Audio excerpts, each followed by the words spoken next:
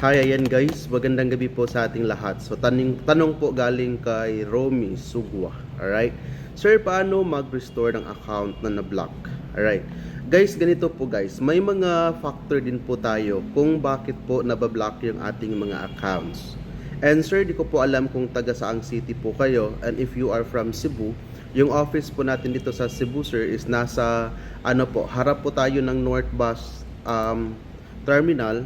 Malapit lang po sa SM City, Cebu, and we are beside Bayfront Hotel. Alright? So, pag na-block po yung account natin guys, wala pong iba na makapag-restore niyan.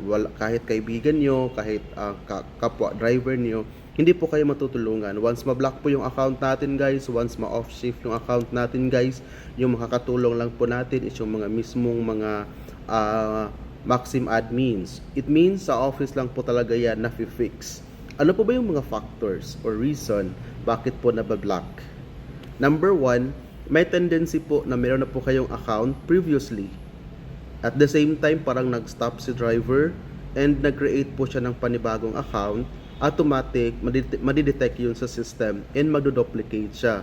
Since nagdoduplicate siya, automatic, ibablock niya yung account nyo, yung old at saka yung bago, as long as nagmamatch sa system.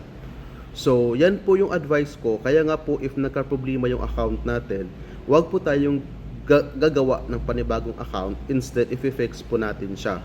Now, sir, I don't know if you are from Cebu or wherever you are in the Philippines.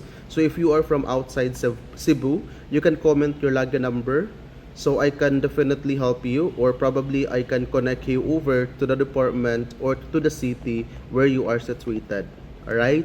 So I hope it helps po, and I am happy just in case you can share this video. And for more info, you can follow me also on my account, social media accounts, for an updates. So again guys, stay safe po and stay blessed.